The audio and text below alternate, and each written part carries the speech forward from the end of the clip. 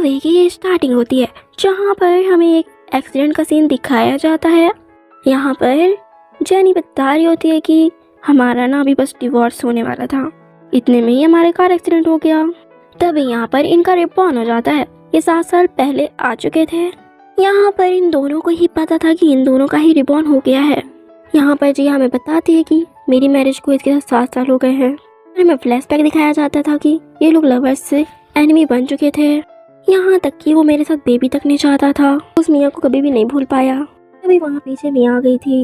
यहाँ पर हेनरी कहते हैं कि मैं चाहता हूँ कि तुम देखो खुद, अगर मैं मियाँ को चूज करता हूँ तो मेरी लाइफ कितनी ज़्यादा हैप्पी होगी। जेनी कहती है बिल्कुल, अब हम लोग अलग हो चुके हैं, अपने अपने अलग अलग रास्ते चलते हैं। फिर वो दोनों वहाँ से चले गए थे। फिर हमें कुछ साल बाद का सीन दिखाया जाता है जहाँ पर हमारा मेन लीड एक बेबी के साथ निकलता है। अभी वहाँ पर जेनी निकलती है कार से। मिस्टर हैन कहते हैं कि तुम एक एक्सपेक्ट मेडिकल डॉक्टर हो, तुमने भी सर्जरी करके आई है, तुम बहुत थक गई होगी, तुम क्लास रियूनियन में मत जाओ, घर जाकर रेस्ट करो। जेनी कहती है कि मैं पूरे 7 सालों से अपने कॉलेज के क्लासमेट्स को नहीं देखी हूँ, मैं ठीक से नहीं खाई। डिंग से कहती है कि बेटा जाओ अपने फादर के साथ टॉप फ्लोर पर प्राइवेट रूम में खाना खाओ, और हाँ, खानों को लेकर ज़्यादा चूजी मत बनना। डिंग कहता है कि मम्मी आपको तो स्पेशल शेफ द्वारा फूड्स खाने की डिशेस खाने की आदत है, फर्स्ट फ्लोर पे तो बहुत चीप और सस्ता खाना होगा। मम्मा आपको तो इसकी आदत नहीं है ना। जेनी कहती है कोई बात नहीं, तुम जाओ और मैं जाती हूँ। तो उसी तरफ यहाँ पर हेनरी मियाँ के साथ होता है।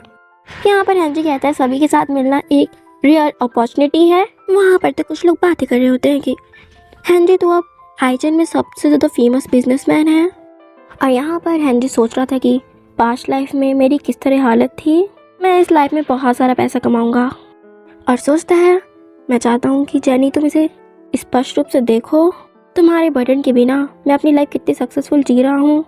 यहाँ पर हेनरी कहता है कि किसी ने जेनी को देखा है। एक लड़की बताती है कि मैंने उसे लास्ट टाइम मेट्रो स्टेशन में देखा था और वो बहुत ज़्यादा गंदी थी। यहाँ पर हेनरी एक पास्ट लाइफ का सीन सोचता है जहाँ पर वो जेनी से कहता है कि क्या तुम थोड़ा सा मेकअप नहीं कर सकती, पूरे दिन इतनी अगली बनी रहती हो, मुझे तुम्हारे साथ बेबी करने में भी कोई इंटरेस्ट नहीं है। यहाँ पर जेनी कहती है कि अगर मेरी मैरिज तुमसे ना हुई होती तो मैं इस तरह नहीं जी रही होती। यहाँ हेनरी सोचता है वो केवल बदतर ही जी सकती है। यहाँ पर जेनी एंटर करती है, उसने नॉर्मल कपड़े ही पहने थे। यहाँ पर कुछ लोग कहते हैं कि ये सचमुच डिसअपॉइंटमेंट है, इसे हेनरी पसंद करता था। जेनी यहाँ पर कहती है कि तुम्हें मैंने बहुत दिनों से नहीं देखा। हेनरी उसका मजाक बनाते हुए कहता है कि इतने सालों के बाद भी तुम्हारे अंदर कोई भी प्रोग्रेस नहीं आई है। यहाँ पर मियाँ कहती है कि ये तुमने क्या पहना है, और कहती है कि तुम्हें अपना अच्छा ख्याल रखना चाहिए, तुम्हारी वरना शादी नहीं होगी। क्यों ना मैं तुम्हें कॉस्मेटिक्स दे दूँ सुंदर होने के लिए। जेनी कहती है कि मुझे इसकी कोई ज़रूरत नहीं है। सोच रही थी कि सर्जरी 8 हॉर्स तक चल रही थी और अभी तक मुझे खाने का टाइम तक नहीं मिला। अगर मुझे पता होता तो मैं डिंग और हैन के साथ ऊपर खाना खाने चली जाती। यहाँ पर तो वो एक फूड लेकर खाने लग गई थी। यहाँ पर हेनरी से 1 लाख युआन का कार्ड दे रहा होता है और कहते हैं कि मेरी एनुअल सैलरी 1 मिलियन है। मुझे लगता है कि मेरे पास पास्ट टाइम की मेमोरीज हैं, तो तुम्हें मुझे देना चाहिए।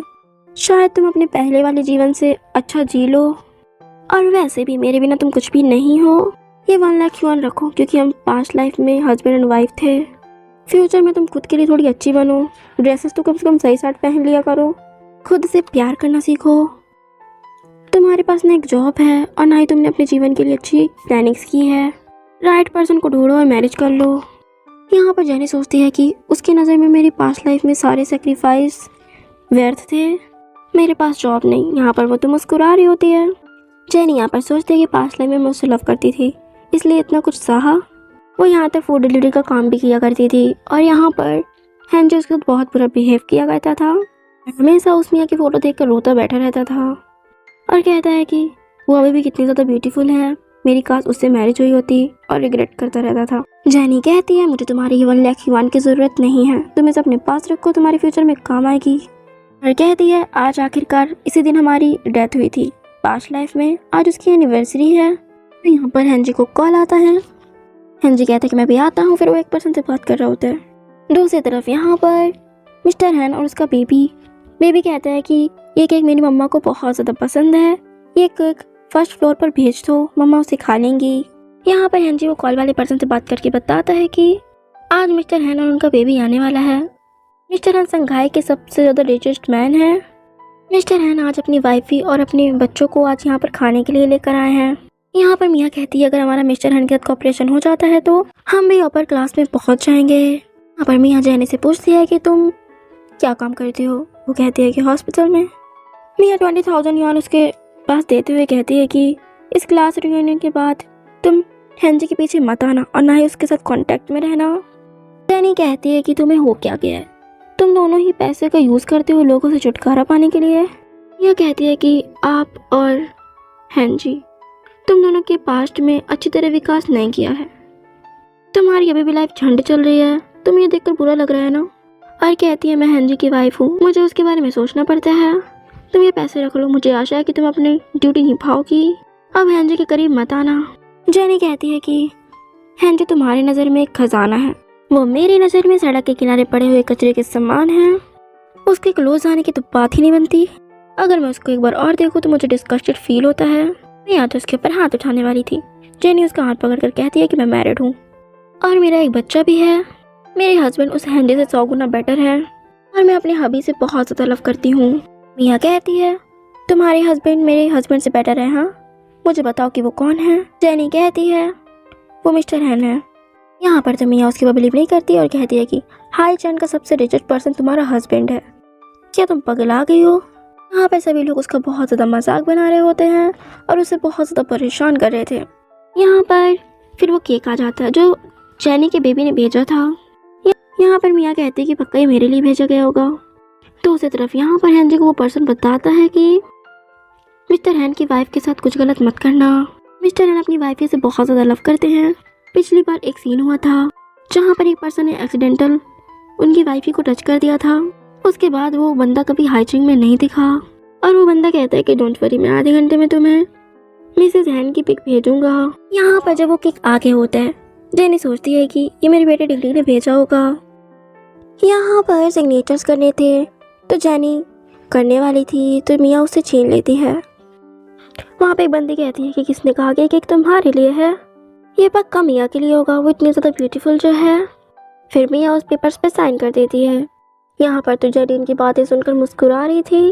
जेनी कहती है अगर इस पर मेरे साइन मिस्टर हैन को नहीं दिखे तो फिर वो तुम्हें जाने नहीं देगा और मिया ने जेनी के फेस में भी लगा दिया था। जेनी तो उसके एक स्लैप चढ़ देती है। वहाँ पर हेंजी आ गया था और जेनी को धक्का देता है। जेनी कहती है कि इस क्लास रियूनियन में मुझे आना ही नहीं चाहिए था, ये मेरी मिस्टेक, मैंने सोचा कि तुम लोग को मैंने 7 साल से नहीं देखा तो कांटेक्ट में रहते हैं, तुम लोग तो सारे कचड़े हो और चापलूसी करते हो, सभी को परेशान बस करते हो। और कहती है मैंने यहाँ पर बहुत ज़्यादा टाइम बर्बाद कर दिया है क्योंकि मैंने बस ड्रेसेस कुछ सिंपल्स पहनी है और अच्छा नहीं पहना, इसलिए मुझे यहाँ पर सब जज कर रहे हैं। और वहाँ से जाने लगी थी तभी हेंजी उसका हाथ पकड़ लेता है और कहता है कि इतना कुछ करने के बाद तुम यहाँ से चली जा रही हो, मिया से माफ़ी मांगो। जेनी कहती है गलती उसकी है, माफ़ी उसे मांगनी चाहिए। हेंजी जेनी के एक स्लैप चढ़ देता है। जेनी याद करती है कि पास्ट लाइफ में भी वो उसके साथ ऐसे ही बिहेव किया करता था। जेनी कहती है कि मेरा तुमसे कोई रिलेशन नहीं है और मैं तुम्हें कभी फिर नहीं देखना चाहती। फिर वो वहाँ से जाने लगी थी तभी वहाँ पे एक लड़का उसे धक्का देता है। यहाँ पर जब वो गिरी थी तो वहाँ पास मिया ने कांच भी फेंक दिया था जिससे उसके चोट लग गई थी और यहाँ पर सभी मिलकर उसे बहुत परेशान करते हैं। दूसरी तरफ यहाँ पर डिंग डिंग अपने फादर से कहते हैं कि 1 घंटा हो गया, मेरी मम्मी अभी तक नहीं आई, मैं अपनी मम्मी से मिलना चाहता हूँ। फिर वो गार्ड्स के साथ चला जाता है। यहाँ पर हेंजी उसका हाथ पकड़कर चिल्लाता है और कहता है कि तुम्हारे साथ जब मैं था तो मैं सफल तक नहीं हो पाया, मैं तुम्हें जानबूझकर ये दिखाना चाहता था कि तुम देखो कि मैं अब कितना ज़्यादा सक्सेसफुल हो चुका हूँ। और यहाँ पर ये लोग उसे बहुत ज़्यादा परेशान करते तभी यहाँ पर डिंग डिंग एंटर करते हैं। यहाँ पर वो लोग कहते हैं कि मिस्टर हैन का बेटा आ गया है। जेनी के पास डिंग डिंग जाकर कहते हैं कि मम्मी आपको किसने परेशान किया। जेनी कहती है कि डोंट वरी मम्मा ठीक है। फिर डिंग डिंग हेंजी के पास जाकर अपना हाथ चला रहा होता है, हेंजी तो उसे धक्का दे देता है। ये लोग तो अभी भी उसके ऊपर बिलीव नहीं करते, वो सोचते हैं कि सब एक्टर्स हैं। ये कहता है कि इस छोटे से बच्चे को और सभी को तुमने इन्वाइट किया है एक्टिंग करने के लिए। हेंजी कहता है कि तुम तो बेबी ही नहीं दे सकती, तुम्हारी तो मैरिज भी नहीं हुई होगी क्योंकि तुम मुझसे करना चाहती थी, और वैसे भी कौन से रिच मैन इस तरह की वुमेन से मैरिज करेगा, तुम्हें तो कपड़े ढंग के पहनने तक नहीं आते। डिंग डिंग कहता है कि बकवास बंद करो, मेरी मम्मा इस दुनिया की सबसे अच्छी वुमेन है। जेनी कहती है कि डोंट वरी बेटा, इन सबको अनदेखा करो, याद रखो कि तुम बड़े होकर ये सब मत सीखना। हेंजी कहता है कि हमें अलग हुए पूरे 7 साल हो चुके हैं, तुम एक 5 साल के बच्चे को लेकर आई हो। जेनी जा रही होती है, वो लोग उसे जाने नहीं देते। हेनरी कहता है कि मैं ये नहीं मानता कि तुमने मुझे छोड़ने के बाद तुरंत ही मैरिज कर ली, तुम कैसे बेवकूफ़ बना रही हो। जेनी कहती है कि मुझे तुम्हें झूठ बोलने की ज़रूरत नहीं है, ये मेरा बेबी है और मैं मैरिड हूँ, और प्लीज़ अब मेरी लाइफ में मुझे और डिस्टर्ब मत करो। पर तो वो लोग उसके बेबी को उठा कर ले जाते हैं और एक रूम में बंद कर दिए थे। जेनी चिल्ला रही होती है कि प्लीज़ मेरे बेटे को चोट मत पहुँचाओ। जेनी कहती है कि मैं तुम्हें लास्ट चांस दे रही हूँ कि मेरे बेटे को नुकसान मत पहुँचाओ, वरना मिस्टर हैन तुम्हें जाने नहीं देंगे। दूसरी तरफ यहाँ पर जब मिस्टर हैन को वो रसीद देखता है जहाँ पर जेनी के सिग्नेचर नहीं थे, तो फिर वो भी वहाँ पास आने का सोचता है और नीचे की तरफ आ रहा होता है। दूसरी तरफ यहाँ पर डिंग डिंग की तबीयत खराब हो रही होती है। एक बंदा आकर वहाँ पर बताता है। जेनी कहती है कि उसे अस्थमा है, मुझे जाने दो, मुझे उसे बचाना है। जी तो उसका हाथ पकड़ रहा होता है। यहाँ पर जेनी कहती है अगर तुम में से कोई भी मेरे बेबी को मेरे पास ले आएगा, मैं तुम लोग को पैसे दे दूंगी, तुम लोग जितना चाहोगे। हेनरी कहता है कि मैं तुम्हारे बेबी को बचाने का एक मौका दूंगा, तुम मेरे सामने नील डाउन होकर माफ़ी मांगो। वो वहाँ पर नील डाउन हो जाती है। यहाँ पर तो ये लोग उसे कूटने लग गए थे और उसके हाथ में चोट भी लग गई थी। यहाँ पर कूट रही होती है और कहती है कि तुमने मेरे हस्बैंड को सेड्यूस किया। जेनी कहती है कि मेरे पास मेरा हस्बैंड और बच्चा दोनों हैं। हेनरी के पास मिसेस हैन की फोटो आ गई होती है। वो जेनी को देखकर तो शॉक हो जाता है। सभी लोग वहाँ पर शॉक हो गए थे और काफ़ी ज़्यादा डर गए थे। तभी वहाँ पर मिस्टर हैन एंटर करते हैं। मिस्टर हैन जेनी के पास जाते हैं और कहते हैं कि तुम्हारी ये हालत किसने की। यहाँ पर जेनी बेहोश हो गई थी। नेक्स्ट सीन हमें हॉस्पिटल को दिखाया जाता है। मिस्टर हैन कहता है कि तुम ठीक हो। जेनी कहती है कि मेरे क्लासमेट्स का क्या हुआ। यहाँ पर मिस्टर हैन का एक फ्लैशबैक दिखाया जाता है जहाँ पर जब जेनी बेहोश थी, हॉस्पिटल ये कहकर गए थे कि यहाँ पर जितने लोग हैं किसी को भी जाने मत देना, अगर मेरी वाइफ के साथ कुछ हो गया तो मैं इन लोगों को छोड़ूंगा नहीं। जेनी कहते हैं कि तुम अभी वापस क्यों जाना चाहती हो। जेनी कहती है कि मुझे जाना है। दूसरी तरफ यहाँ पर सभी लोगों को सदमा लग गया था। सभी लोग अपनी अपनी गलती गिन रहे होते हैं कि हमने क्या क्या कर दिया। फिर यहाँ पर जेनी मिस्टर हैन के साथ अच्छी तरीके से ड्रेसअप होकर एंटर करती है। ये लोग कहते हैं कि हम लोग क्लासमेट्स हैं।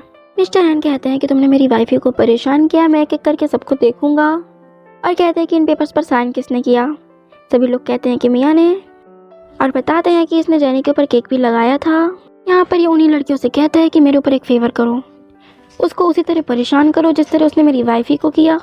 यहाँ पर तो ये लड़कियाँ जाकर उसके फेस पर केक थोप देती हैं और हेनरी से कहता है कि मुझे तुम्हारा थैंक यू देना चाहिए। अगर तुमने मेरी वाइफ के साथ ब्रेकअप ना किया होता तो मेरी मैरिज इतनी एक्सलेंट वाइफ से ना हुई होती।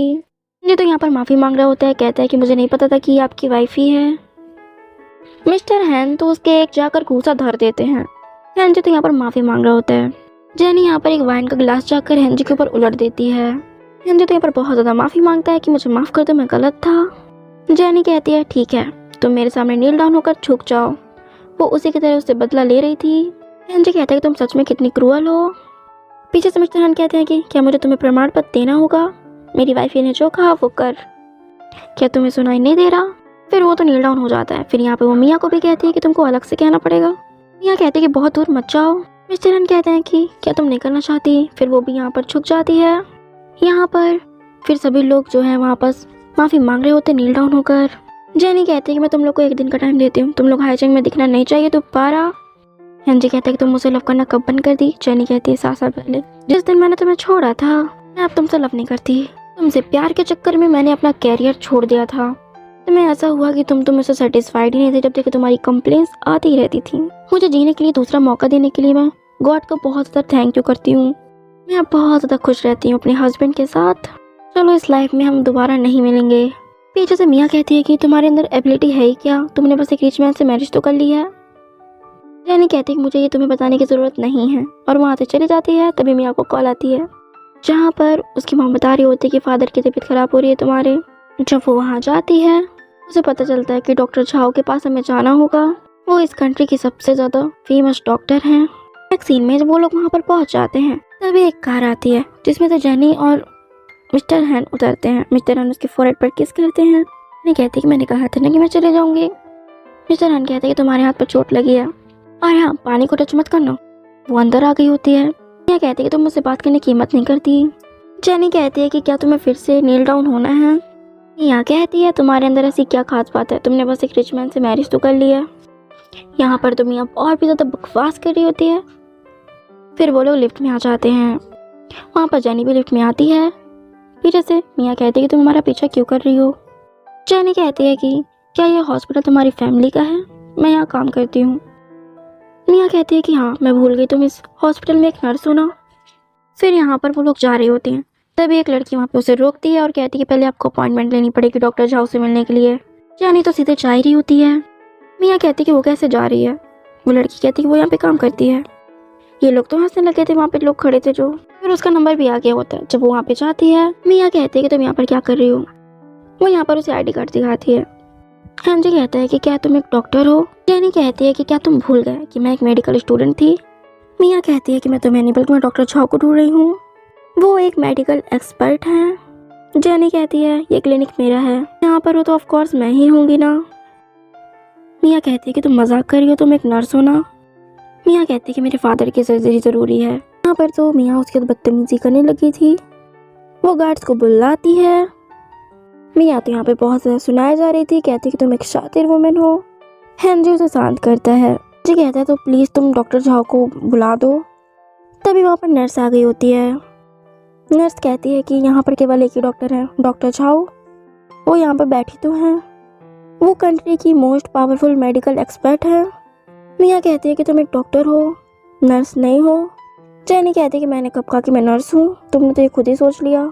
यहाँ पर हेनरी कहता है कि मैं चाहता हूँ कि आप मियाँ के फादर की सर्जरी करें, जितना पैसा होगा मैं दूंगा। जेनी कहती है कि मैं एक डॉक्टर हूँ, चाहे कोई भी हो, मेरे लिए पेशेंट होता है, मेरा काम ही है उसे बचाना और अपना बेस्ट देना। मैं कभी भी एक्स्ट्रा पैसे नहीं लेती, लेकिन मैं यहाँ पर सर्जरी नहीं कर सकती। मियाँ कहती है तुम बहुत ज़्यादा क्रूअल हो, ये मेरे फादर की लाइफ की बात है। जेनी अपना हाथ दिखाते हुए कहती है कि ये चोट तुम्हारी दी हुई है, तुम्हें याद तो होगा ही। मियाँ कहते हैं कि मैं तुम्हारे सामने फिर से माफ़ी मांगती हूँ, तुम चाहो तो मैं तुम्हारे सामने वापस से नील डाउन हो सकती हूँ, लेकिन मेरे फादर को बचा लो। जेनी कहती है ठीक है, रिपोर्ट्स दिखाओ। यहाँ पर मियाँ के फादर की रिपोर्ट्स तो काफ़ी ज़्यादा क्रिटिकल थी। जेनी कहती है कि मैं तुम्हारे फादर को 2 सालों तक बचा सकती हूँ। मियाँ कहती है कि तुम मजाक कर रही हो, जीने के लिए केवल 2 साल। मियाँ कहती है कि ये सब तुम जानबूझकर कर रही हो ना, मेरे फादर को इस दुनिया से जाने से तुम्हें क्या लाभ मिलेगा। जेनी कहती है मैं एक मेडिकल एक्सपर्ट हूँ, अगर तुम्हें मेरे पर डाउट है तो तुम किसी और डॉक्टर से पता कर सकती हो, मैं तुमसे कुछ नहीं कहना चाहती। नेक्स्ट सीन में मियाँ अपने फादर की पिक लिए हुए बैठी हुई थी, यानी उसके फादर इस दुनिया से जा चुके थे। हेनरी कहता है कि ज़्यादा दुखी मत हो। मियाँ कहती है मैं तुम्हारे साथ 7 सालों से हूँ और मैं तुम्हारी वाइफ भी हूँ, तुम उसे अभी तक नहीं भुला पाए। वो कहती है अब वो मिस्टर हैन की वाइफ है। यहाँ पर तो हेनरी उसके एक स्लैब चढ़ देता है। हेनरी कहता है कि चलो डिवोर्स ले लेते हैं। मियाँ कहती है तुम मुझे डिवोर्स देना चाहते हो। हेनरी कहता है कि मुझे इसका पछतावा है कि मैं तुम्हारे साथ क्यों रहता हूँ। मुझे पता है कि जेनी मुझसे सच्चा लव करती थी, वो बहुत ज़्यादा एक्सीलेंट थी, अगर उसने मेरे लिए अपना करियर न छोड़ा होता तो आज वो मेडिकल एक्सपर्ट बन चुकी होती। क्या कहती है कि क्या तुम्हें लगता है कि वो तुमसे अब लव करती होगी, उसने मिस्टर हैन से मैरिज की है। मुझे कहता है कि मुझे पता है कि बहुत कुछ चेंज हो चुका है, लेकिन तुम जेनी की तुलना में बहुत बुरी हो। यहाँ पर मियाँ जब वो चला जाता है चिल्ला रही होती है कि तुमने मेरी ज़िंदगी बर्बाद कर दी जेनी, मैं तुम्हें नहीं छोड़ूंगी। नेक्स्ट सीन में जेनी जब हॉस्पिटल में होती है तो मियाँ उसके पास आती है और उसके ऊपर अटैक करती होती है। यहाँ पर उसे बचाने के लिए मिस्टर हैन आते हैं, जिससे उनके हाथ पे चोट लगी थी, और मियाँ को पुलिस में दे देते हैं। बाद में वो मिस्टर हैन की मेडिसिन लगा रही होती है और कहती है क्या तुम्हें पेन हो रहा है। यहाँ पर मिस्टर हैन उसे हक करते हैं, कहते हैं कि ऑलमोस्ट मैंने तुम्हें खो ही दिया था, फ्यूचर में तुम्हें मैं इतनी इजीली नहीं छोड़ूंगा, मैं किसी को भी तुम्हें परेशान नहीं करने दूंगा। जेनी कहती है कि तुमसे मिलना मेरी लाइफ की सबसे बड़ी खुशी है। और यहाँ पर मिस्टर हैन उसे बताते हैं कि तुम्हें पता है हेनरी इस समय बहुत ज़्यादा कर्ज में है, उसके शेयरों में भी काफ़ी ज़्यादा गिरावट देखने को मिली है। यहाँ पे जेनी सोचती है कि जैसे कि उम्मीद थी मैंने अपनी पास्ट लाइफ में जानकारी खो दी थी। दूसरी तरफ यहाँ पर हेनरी जेनी को कॉल करता है। यहाँ पर हेनरी की तो काफ़ी हालत बुरी थी। हेनरी कहता है कि मैं तुमसे मिलना चाहता हूँ। जेनी कहती है मैंने तुम्हें बहुत पहले छोड़ दिया है, तुम्हें अब इसकी आवश्यकता नहीं है। हेनरी कहता है कि मैं कुछ टाइम पहले चेकअप के लिए हॉस्पिटल आया था, मुझे कैंसर है, क्या तुम मुझसे मिल सकती हो। फिर वो उसे मिलने के लिए जाती है। हेनरी यहाँ पे कहता है कि मुझे पता था कि तुम मुझे अनदेखा नहीं करोगी, मैं तुम्हारे दिल में हूँ ना। जेनी कहती है कि वास्तविकता का सामना करो, हमारा रिबॉर्न हुआ है, हम पूरी तरीके से अलग हो चुके हैं। हेनरी कहता है कि मुझे पता है कि मैंने तुम्हें पहले गलत समझा था, ये सारी कुछ मेरी गलती है, मैंने तुम्हारे साथ पास्ट लाइफ में बहुत बुरा बिहेव किया, मुझे इसका बहुत ज़्यादा अफसोस है, क्या तुम मुझे माफ़ कर सकती हो, चलो फिर से साथ आ जाएं। जेनी कहती है कि मेरे पास अब न्यू लाइफ है और मेरा बेबी है, मुझसे बहुत ज़्यादा प्यार करने वाला मेरा हस्बैंड है, मैं बस तुमसे लास्ट टाइम यहाँ पे गुड बाय करने के लिए आई थी। यहाँ पर तो ये हेनरी फिर से उसी तरह बिहेव करने लगता है और कहता है कि तुम्हारे पास एक बच्चा है मुझे इससे कोई फर्क नहीं पड़ता, मैं को अपनाने को तैयार हूँ। जैनी कहती है कि तुम्हारे साथ रहना मेरी जिंदगी का सबसे बड़ा अफसोस था। यहाँ पर वो चली जाती है, पीछे से हेनरी चिल्लाता रह जाता है और बेड से गिर जाता है। पीछे से हेनरी चिल्लाता रह जाता है और बेड से गिर जाता है। फिर वो बाहर जाती है और कहती है तुम लोग यहाँ पे क्या कर रहे हो। लिंगलिंग कहता है कि मम्मा, मेरे फादर को डर था कि आपके साथ वो अंकल आपको किडनैप ना कर लें, इसलिए हम लोग आपका वेट कर रहे थे। यानी कहती है कि सब कुछ खत्म हो चुका है। बाद में वो मिस्टर हैन से बताते हैं कि डीन ने मुझे स्टडी करने के लिए सिफारिश की है, हम लोगों को थोड़ा देर के लिए अलग होना पड़ेगा। मिस्टर हैन कहता है कि आगे बढ़ो। तो मैंने तुम्हें प्रपोज किया था, तो मैंने तुमसे प्रॉमिस किया था कि मैं तुम्हें तुम्हारी मेडिकल की स्टडीज करने में नहीं रोकूंगा, और हाँ, तुम जो कुछ भी करना चाहोगे मैं उसका तुम्हारे साथ सपोर्ट करूंगा। जैनी कहती है कि हस्बैंड तुम कितने ज़्यादा अच्छे हो। मिस्टर हैन कहते हैं कि क्या तुम अभी भी उससे लव करती हो। जैनी कहती है अच्छा फिर तुम ये क्यों पूछ रहे हो। हैन कहता है मैं वरीड था कि क्या वो तुम्हारे दिल में अभी भी है। जैनी कहती है ओह, तो तुम इस वजह से सैड थे। उस हैनरी और मेरे बीच बहुत पहले ही रिलेशनशिप खत्म हो चुका है। इसके अलावा वो बिल्कुल भी नहीं बदला, वो पहले ही जैसे है। वो उन लोगों के साथ बुरा बिहेव करता है जो उसके सामने अच्छे नहीं हैं, और वो उन लोगों से जेलस फील करता है जो उससे बेहतर है। ऐसे लोग हमेशा रिग्रेट में जीते रहते हैं, कभी सेटिस्फाइड ही नहीं होते। अब तो मेरे दिल में केवल तुम ही हो, तुम्हें विश्वास है। वो कहता है कि फिर आप कभी भी इसका पछतावा नहीं कर सकती। फिर हमें 3 मंथ्स बाद का सीन दिखाया जाता है जहाँ पर जैनी वापस आ गई होती है, जहाँ पर उसे हेनरी की बहुत सारी कॉल जाने को आई थी। तो उसी तरफ हेनरी इस दुनिया से अलविदा कह चुका था। यहाँ पर जैनी खड़ी हुई थी, वहाँ पर मिस्टर हैन फ्लावर्स के साथ आते हैं। जैनी कहती है कि मेरा फ्यूचर अभी शुरू हुआ है। वो दोनों साथ थे। इसी के साथ हमारी इस स्टोरी की एक हैप्पी सी एंडिंग हो जाती है। सो फ्रेंड्स, आप लोग को ये स्टोरी कैसी लगी कमेंट में ज़रूर बताइएगा, और अगर स्टोरी पसंद आई हो तो प्लीज़ मेरे चैनल को सब्सक्राइब और इस वीडियो को लाइक शेयर कर दीजिएगा। मिलती हूँ एक न्यू स्टोरी के साथ, तब तक के लिए